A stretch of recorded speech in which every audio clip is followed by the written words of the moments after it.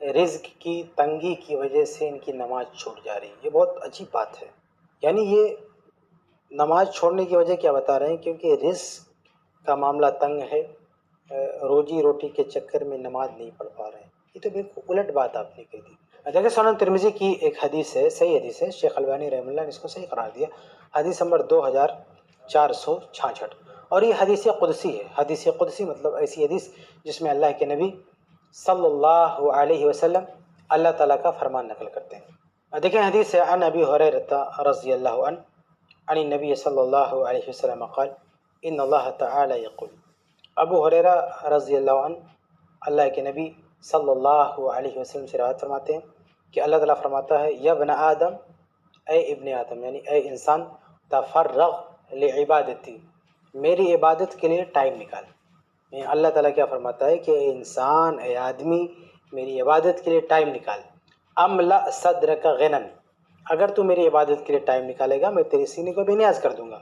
وَأَسُدَّ فَقْرَكَ، اور تیری فقیری کو بھی دور کر دوں گا۔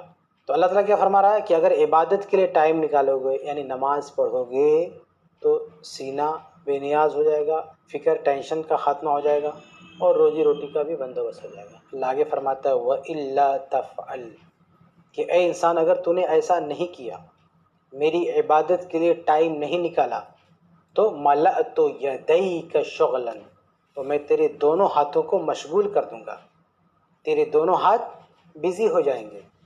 یعنی یہ بات ہے نا کہ روزی روٹی کے لیے، نماز کے لیے ٹائم نہیں مل پا رہا ہے، تو کیا ہے یہ اللہ تعالیٰ کا ایک طرح سے عذاب ہے کہ دونوں ہاتھ بزی ہو جائیں گے۔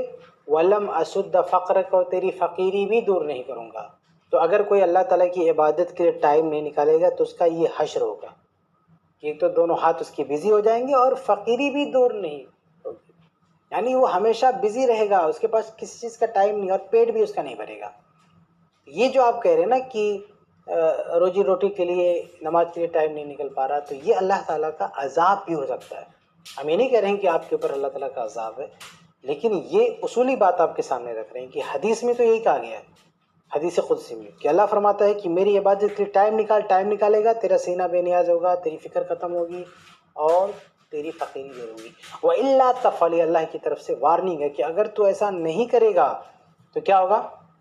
ملأت یدیک شغلا، تیرے دونوں ہاتھوں کو بزی کر دوں گا، تیرے دونوں ہاتھوں کو مشغول کر دوں گا۔ وَلَمْ أَسُدَّ فَقْرَكَ، اور تیری فقیری بھی نہیں دور کروں گا۔ تو یہ بھی ہو سکتا ہے، اس لیے ہمیں اللہ تعالیٰ کی عبادت کے لیے وقت نکالنا چاہیے۔ آج ہم خود دیکھتے ہیں کہ جو لوگ اللہ تعالیٰ کی عبادت کے لیے وقت نکالتے ہیں، نماز پڑھتے ہیں، مسجدوں میں آتے ہیں، اللہ تعالیٰ نے ان کے وقت میں کتنی برکت دے کے رکھی ہے۔ وہ بال بچوں کو بھی ٹائم دیتے ہیں، اور دوست و احباب سے بھی محبت کے ساتھ ملتے ہیں، سب کے لیے ان کے پاس ٹائم ہوتا ہے۔ لیکن جو لوگ نماز نہیں پڑھتے، آپ دیکھیں ان کا چہرہ دیکھیں کیسا بنا رہتا ہے، ان کے پاس سے آپ گزر جائیں ان کو سلام کا جواب دینے کا ٹائم نہیں ہے، اتنا بزی، اتنے مصروف کہ کسی اپنے بال بچوں کے لیے بھی وقت دینے کا ٹائم ان کے پاس نہیں ہوتا۔ تو یہ کوئی اچھی بات نہیں ہے، اللہ تعالیٰ کا عذاب، اللہ تعالیٰ کا قہر ہے کہ اگر ہم نے اللہ کی عبادت کے لیے ٹائم نہیں نکالا تو اللہ نے ہمارے ٹائم سے برکت کو ختم کر دیا۔ اب ہمارے پاس اپنے بال بچوں کے لیے بھی ٹائم نہیں بچا ہے، اللہ کے لیے ٹائم نہیں نکال لیتے، بال بچوں کے لیے بھی ٹائم نہیں بچا ہے۔ تو یہ حدیث قدسی میں اللہ کے نبی صلی اللہ علیہ وسلم نے اللہ تعالیٰ سے نقل فرمایا۔ اس لیے اگر ایسا ہمارے ساتھ معاملہ ہو رہا ہے تو ہمیں چوکنا رہنا چاہیے، اللہ سے ڈرنا چاہیے، اور اللہ تعالیٰ کی عبادت کے لیے زیادہ سے زیادہ ٹائم نکالنا چاہیے، تاکہ ہمارے وقت میں اللہ تعالیٰ برکت دے۔ امید ہے کہ آپ کا جواب مل گیا ہوگا۔